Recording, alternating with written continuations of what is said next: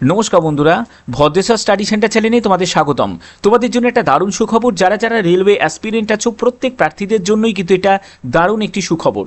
কারণ তোমাদের অনেকেই আছে যাদের ওভারেজ হয়ে গেছো, যাদের রেলের জন্য যারা আবেদন করতে পারছো না, তারা প্রত্যেকে কিন্তু এখানে আবেদন করতে পারবে। কারণ এখানে ন্যূনতম বয়স হচ্ছে 18 বছর এবং সর্বোচ্চ বয়স হচ্ছে 40-45। তোমার যে এজই তুমি ক্যান্ডিডেট হও না কেন, তোমরা প্রত্যেকে কিন্তু আবেদন করতে পারবে। এটা তোমাদের মেনলি যে নিয়োগটি করা হচ্ছে সেটি বিভিন্ন স্টেশনে তোমাদের নিয়োগ করা হচ্ছে, সেই স্টেশনেই তোমাকে কাজ করতে হবে। এবং এখানে তোমরা কত টাকা বেতন পাবে, তোমাদের শিক্ষাগত যোগ্যতা কি, সব কিছু তোমাদের ডিটেলস ইনফরমেশান আমি এই ভিডিওর মাধ্যমে দেবো। এবং তোমরা কিভাবে ফর্মটা ফিল আপ করবে সেটাও কিন্তু তোমরা এই ভিডিওর মাধ্যমে জানতে পারবে। আমার চ্যানেলের মাধ্যমে আমার সবসময় প্রয়াস থাকে তোমাদের জন্য কমপ্লিট ইনফরমেশন প্রোভাইড করা। তো এটার অন্যথা কিন্তু এবারেও হবে না, তোমরা কমপ্লিট ইনফরমেশন পাবে। তার জন্য অবশ্যই ভিডিওটাকে কমপ্লিট দেখো, তাহলেই কিন্তু তোমরা কমপ্লিট ইনফরমেশন পাবে। তো মূল ভিডিওতে যাওয়ার আগে চাকরি রিলেটেড প্রতিদিনের আপডেট পাওয়ার জন্য, সেটি সরকারি হোক বা বেসরকারি হোক, বিভিন্ন চাকরির কমপ্লিট ইনফরমেশন পাওয়ার জন্য অবশ্যই ভদ্রেশ্বর স্টাডি সেন্টার চ্যানেলটাকে সাবস্ক্রাইব করে বেল আইকন অল করে রাখবে। তো চলো মূল ভিডিওতে চলে যাচ্ছি। আচ্ছা, এর পরবর্তী যেটি আছে সেটি হচ্ছে তোমাদের applicant should be above 18 years, অর্থাৎ ন্যূনতম বয়স হচ্ছে 18 বছর।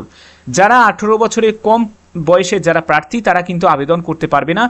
18 বছর থেকে তোমাদের সর্বোচ্চ বয়স হচ্ছে 60 বছর দেওয়া হয়েছে, অর্থাৎ বুঝতে পারছো এখানে প্রত্যেকটি এজের প্রার্থী কিন্তু আবেদন করতে পারছে।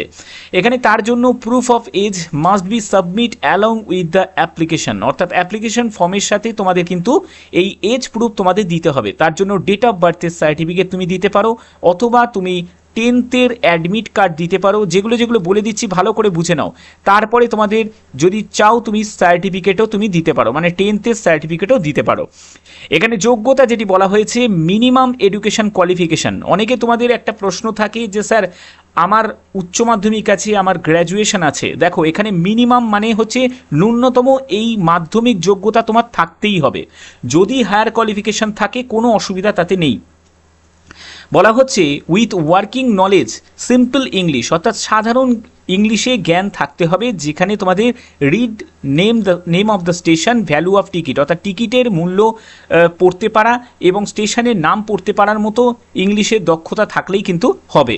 ওকে, আচ্ছা, এর পরবর্তী যেগুলো বলা হচ্ছে সেটি হচ্ছে antecedents of the applicants verified before their appointment, অর্থাৎ তোমরা বুঝতে পারছো এখানে তোমাদের জয়েন করার আগে এটা কিন্তু বলা হচ্ছে যে হল contractor along with the application they have enclosed the attested copy of least 2 testimonials, অর্থাৎ দুটো টেস্টিমোনিয়ালস তোমাদের ডকুমেন্টস লাগছে, যেখানে তোমাদের কি হচ্ছে গুড কন্ডাক্ট ক্যারেক্টার, অর্থাৎ ক্যারেক্টার সার্টিফিকেট কিন্তু তোমাদের নিতে হবে। এই ক্যারেক্টার সার্টিফিকেটটা তোমরা কোথা থেকে পাবে, তার জন্য বলছে যে হেড অফ দ্য স্কুল, অর্থাৎ তোমরা যেখানে তোমরা যে স্কুলেতে তোমরা পড়াশোনা করেছো, অর্থাৎ মাধ্যমিক যে স্কুলে পড়েছো সেই স্কুল থেকে তোমাদের ক্যারেক্টার সার্টিফিকেট নিয়ে নিতে হবে। অ্যানাদার ফ্রম গেজেটেড অফিসার, এবার সেটা তুমি যে অন্য যে ফর্মটা সেটা কিন্তু তোমরা গেজেটেড অফিসার, সেটা সেন্ট্রাল হোক বা স্টেট গভর্নমেন্টের কোনো গেজেটেড অফিসারের কাছ থেকেও কিন্তু তোমরা এটা পেয়ে যাবে। ঠিক আছে, এখানে তোমরা দেখতে পাচ্ছ যে এখানে বলা হয়েছে যে certificate of proof permanent resident issued head of the panchayat revenue authority should be enclosed along with the application, অর্থাৎ এখানে একটি অ্যাপ্লিকেশন ফর্ম আছে। এই অ্যাপ্লিকেশন ফর্মটা তোমরা কীভাবে ফিল আপ করবে তার জন্য পিডিএফ লিঙ্ক আমি ডিসক্রিপশানে দিয়ে দেবো। তো এই অ্যাপ্লিকেশন ফর্মের সাথে তোমাদের কিছু প্রয়োজনীয় ডকুমেন্টস কিন্তু লাগবে। মাথায় রাখবে যদি একটি ডকুমেন্টসও তোমাদের যদি না দাও তাহলে কিন্তু তোমাদের এই ফর্ম কিন্তু রিজেক্ট হয়ে যাবে। তো এখানে কি কি ডকুমেন্টস লাগছে দেখো, প্রথম যেটা লাগছে সেটা হচ্ছে certificate of proof of permanent resident, অর্থাৎ তুমি এখানকার স্থায়ী বাসিন্দা নাকি, অর্থাৎ তার জন্য পার্মানেন্ট রেসিডেন্ট তোমাদের সার্টিফিকেট লাগবে। এর জন্য তোমরা রেভিনিউ কোনো পঞ্চায়েত যে রেভিনিউ অথরিটি সেখান থেকে তোমরা পেয়ে যাবে।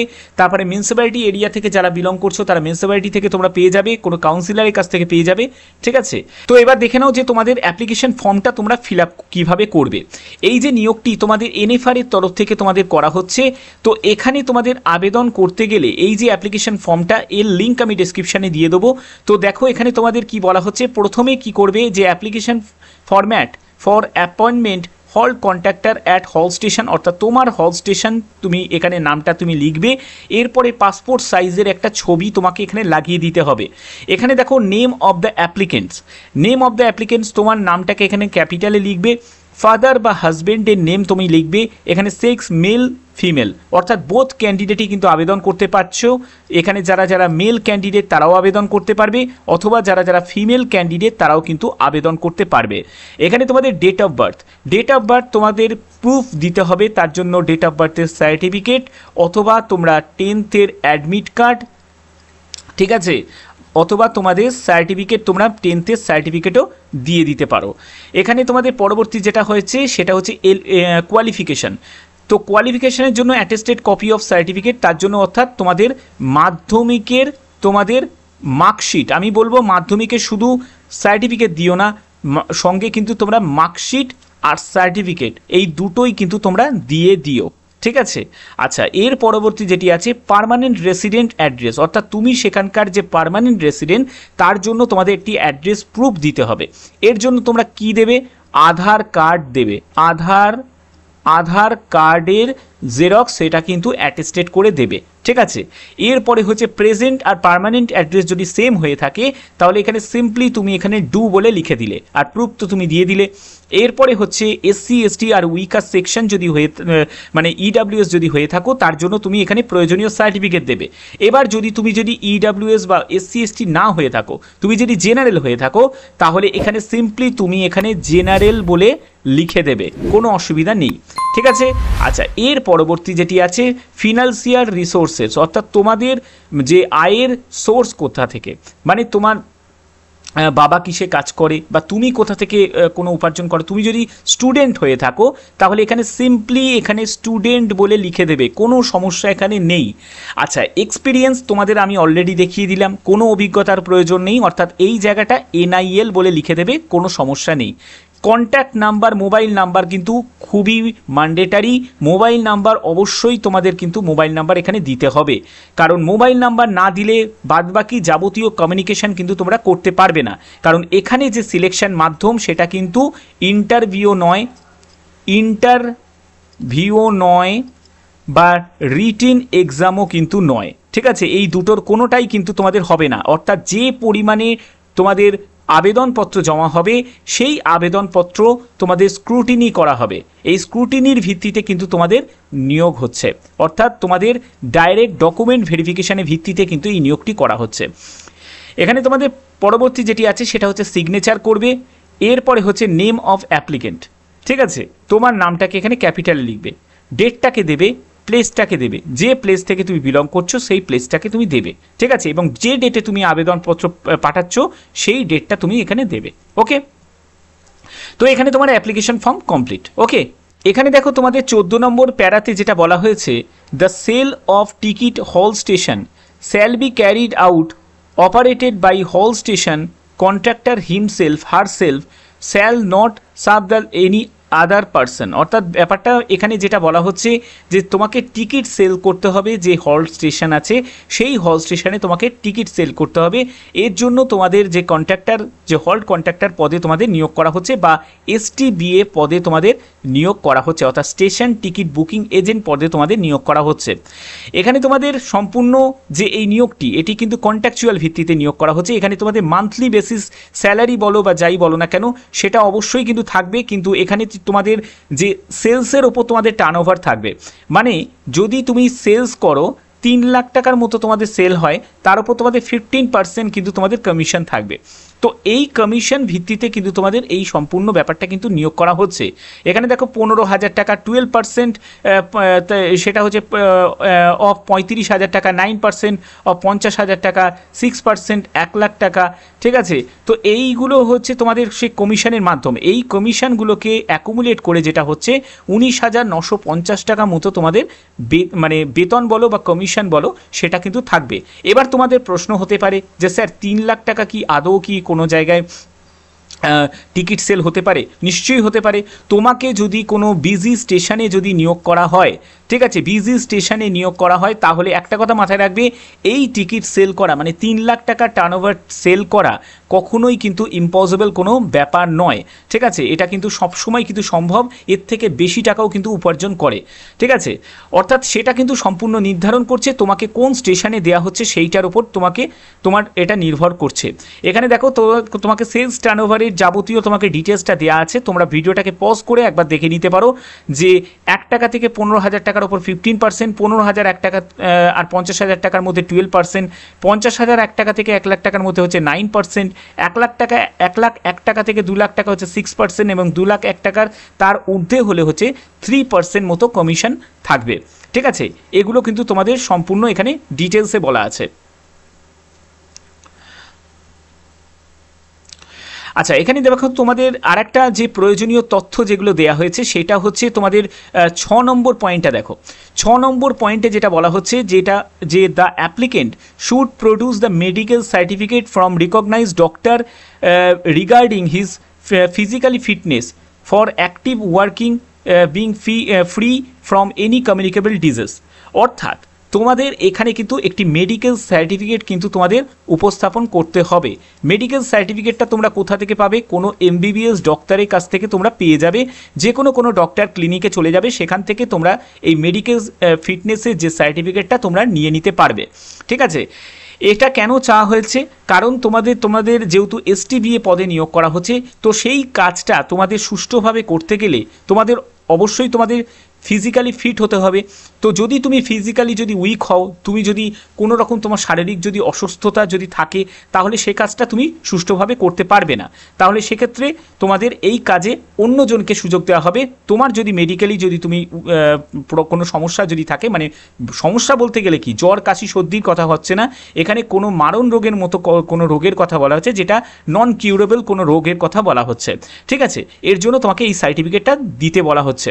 তো এটা এখন লাগবে না, পরবর্তী সময় এটা লাগবে। তো এখানে কন্ট্যাক্ট পিরিয়ডটা এটা সম্পূর্ণ কিন্তু তোমাদের কন্ট্যাক্ট ভিত্তিতে যেহেতু নিয়োগ করা হচ্ছে, প্রথমে তোমাদের 5 বছর কন্ট্যাক্ট থাকবে। এই কন্ট্যাক্ট পিরিয়ড তোমাদের কমপ্লিট হবে, তারপরে তোমাদের দেখা হবে তোমাদের পারফরমেন্স কেমন। যদি তোমাদের পারফরমেন্স ভালো হয় তাহলে আরও 5 বছর কিন্তু এক্সটেনশন ফর 5 ইয়ার্স তোমাদের করে দেওয়া হবে। অর্থাৎ 5-5-10 বছর কিন্তু তোমরা এই এসটিবিএ পদে তোমরা কাজ করতে পারবে।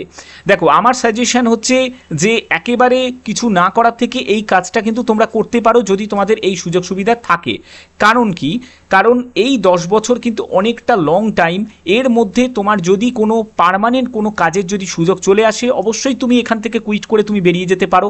কিন্তু এই 10টা বছর কোনো জায়গায় একটা কাজ করা, সেটা মানে কিন্তু তোমার কিন্তু অনেকটাই তোমার যে ওভারেজের যারা ক্যান্ডিডেট আছে তাদের স্পেশালি কিন্তু এটা অনেক বড় সুযোগ। যারা ওভার এজের যারা ক্যান্ডিডেট আছে তাদের জন্য এটা বড় অপরচুনিটি, এটা কিন্তু বলা যেতেই পারে, ঠিক আছে। এখানে কিন্তু সম্পূর্ণ এটা ডিপেন্ড করছে তোমাদের পারফরমেন্সের ভিত্তিতে। যদি পারফরমেন্স ভালো হয় তাহলেই কিন্তু এই 5 বছর আরও যুক্ত হয়ে 10 বছর তোমাদের কন্ট্যাক্ট পিরিয়ডটা থাকবে, ওকে। তো দেখে নাও যে তোমাদের কোন কোন স্টেশনে নিয়োগটি করা হচ্ছে। এখানে স্টেশনগুলো যেগুলো আছে সেটি হচ্ছে জোনেকারাং, তারপরে হচ্ছে মুক্তি, তারপরে হচ্ছে মাওবান্দ, আর হচ্ছে মাহুতি গাউন। এই যে 4টি যে স্টেশন দেখতে পাচ্ছ, এই 4টি স্টেশনে তোমাদের নিয়োগ করা হচ্ছে। অবশ্যই তোমাদের সেই স্টেশনের কিন্তু তোমাদের লোকাল রেসিডেন্ট হতে হবে, এটাই কিন্তু এখানে উল্লেখ করা আছে। আর একটা কথা তোমাদের বলে রাখবো, যেটা হচ্ছে যে তোমরা যারা আমার ভিডিও দেখছো তারা প্রত্যেকে কিন্তু তোমাদের যে নিয়ারেস্ট স্টেশনের নাম কিন্তু তোমরা কমেন্টে লিখবে। তোমাদের স্টেশনের যখনই নিয়োগ বিজ্ঞপ্তি প্রকাশিত করা হবে অবশ্যই তোমাদের কিন্তু জানিয়ে দেওয়া হবে। কারণ তোমরা জানো যে রেলের বিভিন্ন স্টেশনে, মানে ইস্টার্ন রেলওয়ে থেকে শুরু করে সাউথ ইস্টার্ন রেলওয়ে, এনএফআর থেকে শুরু করে, অর্থাৎ প্রত্যেকটি যে জোন আছে সেই জোন ওয়াইজ বিভিন্ন স্টেশনে কিন্তু নিয়োগ বিজ্ঞপ্তি প্রকাশিত করা হয়েছে। তোমরা অনেকেই আমাকে কমেন্ট করছো যে স্যার আমার স্টেশনে কবে বিজ্ঞপ্তি বেরোবে। যখনই তোমাদের স্টেশনে বিজ্ঞপ্তি যখনই প্রকাশিত করা হবে আমার চ্যানেলের মাধ্যমে তোমরা সবার আগে কিন্তু ইনফরমেশন পাবে।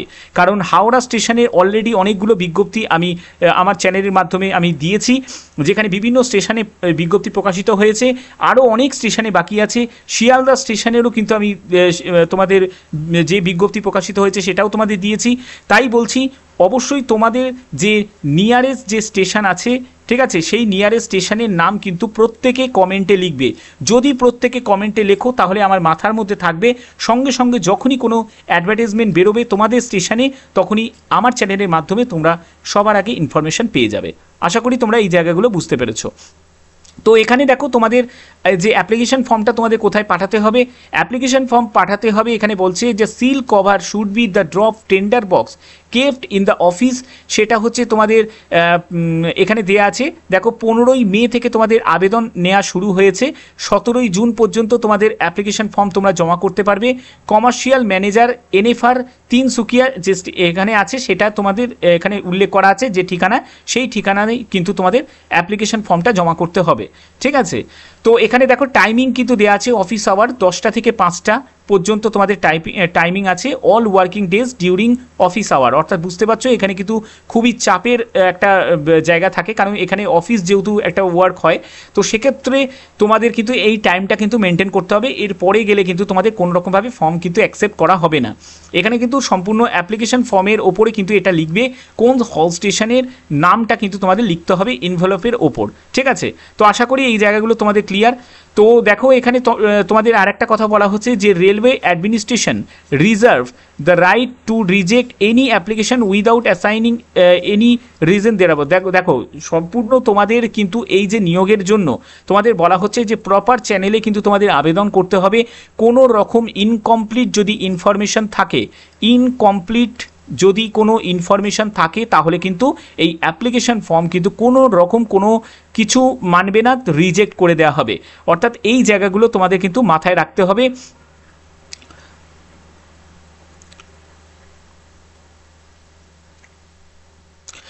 আচ্ছা, এখানে দেখো তোমাদের কিছু সিকিউরিটি ডিপোজিট মানির কথা কিন্তু উল্লেখ করা হচ্ছে, যেটা বলা হচ্ছে the applicant shall have to deposit sum 2000 টাকা মতো তোমাদের বলছে আর্নেস্ট মানি ডিপোজিট করতে হবে, যেটা ডিম্যান্ড ড্রাফটের মধ্যে যে কোনো ন্যাশনালাইজ ব্যাংকের মাধ্যমে তোমরা কিন্তু এটা ডিমান্ড ড্রাফটে তোমাদের এটা সিকিউরিটি ডিপোজিট মানি হিসাবে তোমাদের কিন্তু এটা জমা করা হচ্ছে।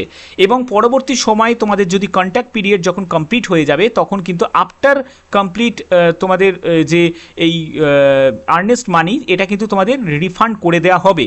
ঠিক আছে, এটা বিভিন্ন স্টেশনে কিন্তু আগেও যখন নিয়োগ বিজ্ঞপ্তি প্রকাশিত হয়েছে সেখানেও কিন্তু তোমাদের এটা রিফান্ড করে দিয়েছে, এটা সম্পূর্ণ কিন্তু রিফান্ডেবল। আশা করি তোমাদের এই জায়গাগুলো তোমাদের ক্লিয়ার। তো যারা যারা এখানে আবেদন করবে তারা অবশ্যই কিন্তু নির্দিষ্ট সময়ের মধ্যে কিন্তু আবেদন করে দিও। আমার চ্যানেলের মাধ্যমে আমার যে ইনফরমেশনগুলো ছিল সেগুলো সম্পূর্ণ তোমাদের কাছে ডিটেলসে তুলে ধরলাম। আশা করি তোমাদের ভিডিওটা ভালো লেগেছে। এর পরবর্তী স্টেশন হয়তো তোমাদেরও বিজ্ঞপ্তি প্রকাশিত করা হবে, তো অতি অবশ্যই তোমাদের স্টেশনের নাম কিন্তু উল্লেখ করবে, প্রত্যেকে কমেন্টে উল্লেখ করবে। তো এখনের মতো এটুকুই, টাটা।